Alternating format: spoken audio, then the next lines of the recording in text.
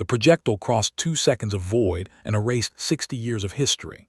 It was just a slug of superdense matter moving at a significant fraction of light speed. Deflector screens designed to trap antimatter blossoms did not register the kinetic threat until too late.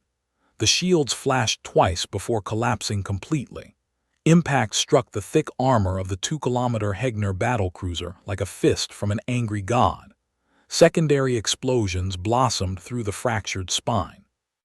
I thought we understood war, but what I saw that day proved we were just children playing with fire. 3 months earlier, the stars over the Gamma 7 sector hung undisturbed. On the bridge of the Eternal Vigilance, Commander Zuruk monitored the optical feeds with relaxed mandibles. His 3 hearts maintained a steady, synchronized rhythm. For 40 years, his patrol had represented the undisputed supremacy of Zathan deep-scan technology. Every vessel from 200 coalition species had submitted to their precise analysis. The rule was absolute: scan, assess, log, move on. 30 seconds was the longest processing time ever recorded in Dominion archives. The humans, a newcomer species with merely 50 years of spaceflight, were dismissed by the High Command as primitive children. The anomaly began as a gravitational whisper. The primary console chimed, prompting Zuruk to step down to the viewing tier. Interesting findings were rare in this desolate quadrant. Impossible readings simply did not exist. Target profile acquired, the scanning officer reported, her voice tight. Unregistered destroyer class, human. Standard deep scan, Zuruk ordered. Log their propulsion matrix. The humming vibration of the sensor array resonated through the deck plates, a sound Zuruk had felt 1,000 times. Then the hum dragged. 10 seconds. 30 seconds. The optical feed resolved onto a blocky, ungraceful wedge of dark gray metal. It lacked the elegant sweeping curves of Velar frigates or the organic symmetry of Krell bioships. 2 minutes passed. Talmek, the 28-year veteran at the engineering station, tilted his head sharply. "Commander, the computer." "Specify." "It is requesting more time." 5 full minutes ticked by in heavy silence. Zuruk's hearts began to drift out of sync. Finally, the main monitor flashed a single word in bright yellow text: undefined. "Run a full diagnostic on the array," Zuruk ordered immediately. He tapped his own console, verifying the power routing. Talmek ran his claws over the haptics, the screen reflecting in his wide eyes. "Array is perfect. The quantum processors are functioning at peak efficiency. The system simply cannot process the return data. Hull density is 847% higher than what galactic science dictates for a mobile vessel." A transmission request chimed. Zuruk accepted. The forward screen shifted to show a cramped, dim bridge. Commodore Mara Vance sat in the center chair. Dark skin, short black hair, and a crisp charcoal uniform. A cracked ceramic mug rested on her command console, stained with the dark residue of countless bitter watches. The faded text on the ceramic read, "I'm not arguing. I'm just explaining why I'm right." "Zathan vessel, this is the UESS Resolute," Vance said. Her voice carried a measured cadence, pausing deliberately between phrases. "Your deep scan pings are vibrating my fillings. Please power down your active arrays." Zuruk leaned forward. "Your vessel's structural data is registering as a physical impossibility." Vance took a slow sip from the cracked mug. "We spent 10 millennia perfecting the art of killing ourselves. We learned to build things that last." The screen cut out abruptly. Talmek turned, his voice shaking. "Commander, there are 43 more ships, just like her, dropping into the sector." 2 weeks later, the Galactic Coalition convened under the 200-meter dome of the Xanthar Prime Council chamber. Tension radiated from the circular tiers. Ambassador Sarah Okonkwo stood at the central podium, facing the agitated delegates. The Velar War Marshal slammed a heavy armored fist on his desk. "Your vessels violate the established arms limitation treaties," the Marshal boomed. We demand full schematic verification. Okonkwo did not flinch. We seek only peace, Marshal. Our schematics are strictly classified. You carry weapons you refuse to demonstrate, a Hegner delegate hissed, his scarred reptilian face twisted in disgust. Cowardice or deception? Pacifists refuse to fight because they believe violence is wrong, Okonkwo replied softly. We refuse to fight because we know exactly what it costs. Before the marshal could demand a formal sanction, the chamber's emergency lighting flared crimson. An automated distress beacon sliced through the audio dampeners. The Nuvidian colony was burning. Optical feeds from the frontier world flooded the council's screens, projecting the devastation in stark holographic relief. 50 biomechanical vessels had descended on the agricultural settlement. The Krell swarm. Organic armor plates shifted a deep, aggressive crimson as they secreted volatile acid projectiles toward the struggling orbital defenses. They have severed the communication relays, Zuruk noted, his heart's hammering a frantic, discordant rhythm. The colony shields will fall in 20 minutes. Coalition fleet response time is 4 days, the Velar Marshal announced grimly. New Vidian is lost. Okonkwo tapped her wrist console. The Resolute was conducting maneuvers 2 systems away. Commodore Vance is moving to intercept. The feed shifted to an extreme long-range tactical view. The blocky human destroyer dropped out of hyperspace directly into the swarm's formation. Zuruk watched the telemetry with a sense of impending dread. 1 ship against 50. The Krell vessels turned as a single hive-mind entity, launching a barrage of corrosive artillery. The acid strikes washed over the Resolute's hull. The dense, compressed matter armor simply absorbed the chemical burn. It did not melt. It barely scarred. Vance's voice echoed through the open coalition channel. Engage point defense. Nuclear-pumped X-ray laser rods deployed from the destroyer's lateral flanks. They did not fire visible beams. The tactical display simply registered sudden, massive thermal spikes inside the Krell vessels.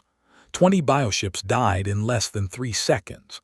Their command nodes boiled from the inside out, causing the swarm to immediately lose cohesion. The remaining Krell ships attempted to regroup, but the human vessel was already accelerating. They are ramming, Talmec whispered in disbelief back on the Vigilance, watching the delayed feed. The Resolute carved through the largest Krell cruiser, its impossible hull density shattering the organic armor like dry glass. 17 minutes after arriving, the space above New Vidian was silent, save for the tumbling chunks of dead biological matter. The colony shields held perfectly. Zuruk hailed the human ship. The visual connected, revealing Vance covered in a fine layer of dust from a ruptured ceiling conduit. She was calmly picking up her fallen coffee mug. Commodore, Zuruk said, his mandibles motionless. Your ship suffered multiple localized hull breaches. Only 800 crew are aboard a vessel that volume. How do you maintain operational integrity? Every redundant system is a gravestone, Vance replied, her tone devoid of triumph. We built this ship around the ghosts of past failures. How do you maintain hope in such a philosophy? She looked up at the camera, because we remember what we survived.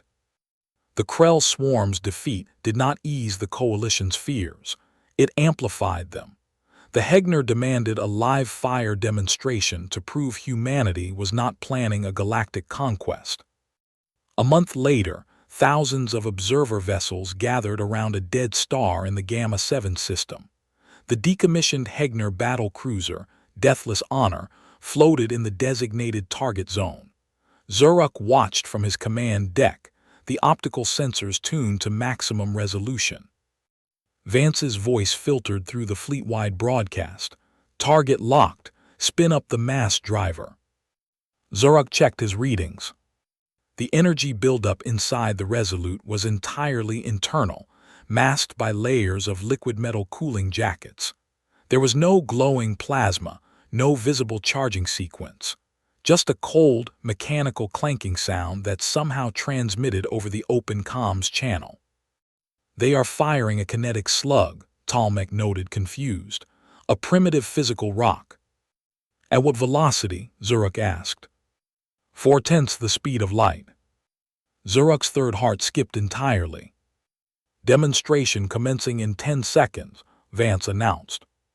She reached for her cracked ceramic mug, took a slow, deliberate sip of black coffee, and set it down. She smoothed the crease on her left sleeve. "Fire!" The projectile crossed 2 seconds of void and erased 60 years of history. Zuruk watched the telemetry feed reconstruct the invisible geometry of the strike. The mass driver slug hit the deathless honor, and the laws of physics became a localized weapon. The battle cruiser's heavy armor vaporized instantly on contact, creating a 3-meter breach. Kinetic shockwaves rippled outward, snapping massive support struts like brittle twigs. Or rather, it had been a flagship. Now the vessel's spine severed cleanly in half. Atmosphere vented in a violent, frozen cloud. Secondary fuel reserves ignited, turning the proud Hegner warship into a scattering of red-hot debris tumbling through the silent dark. Zuruk stared at the data scrolling across his console. The human ship had barely registered a power drain. "Commodore Vance," Zuruk broadcasted, his voice tight with an unfamiliar emotion. "Your weapon, the yield was devastating." "Demonstration complete," Vance's voice replied, flat and exhausted. "That was a single shot at 30% yield. Are there any questions?" Zuruk noticed the Velar delegation fleet power down their targeting scanners entirely. There were no questions. The silence across the 1,000 observation ships stretched into eternity. Over the next 48 hours, the galactic landscape fractured and reformed. The Velar stock market collapsed, defense contracts plummeting in value as traditional armor became obsolete overnight. Border disputes that had raged for centuries suddenly went cold. The Krell swarm withdrew from all frontier sectors, their biological imperatives overridden by the mathematical certainty of annihilation. Weeks later, Zuruk walked alongside Ambassador Okonkwo through the Museum of Human Military History in New Chicago. He passed terraced exhibits of escalating horror. Stone axes from 2 million years ago, records of the Mongol Empire with 40 million dead, the first global conflict, the second global conflict claiming over 70 million lives, the atomic age, where hundreds of thousands were vaporized in seconds, the long, terrifying balance of the Cold War. "You see," Okonkwo murmured, pausing before a rusted piece of shrapnel, "humans are not dangerous because we want war." Zuruk's mandibles clicked softly in understanding. "You are dangerous because you understand war better than anyone." Within a year, human engineers walked the pristine corridors of coalition shipyards. They did not bring weapons. They brought reinforced bulkheads, redundant life support schematics, and a doctrine of immovable defense. The frontier became safer than it had been in 3 millennia. The species that had once scanned a human warship in arrogance now looked to those same vessels with deep gratitude. Inside the central planning room of the Mutual Defense Initiative, sunlight filtered through the skylights. The heavy oak table was covered in holographic blueprints. Beside a stack of armor-plating schematics sat a ceramic object. The faded letters were barely legible beneath the grime. A deep, jagged fracture ran down the side of the porcelain, permanently scarred but fully intact.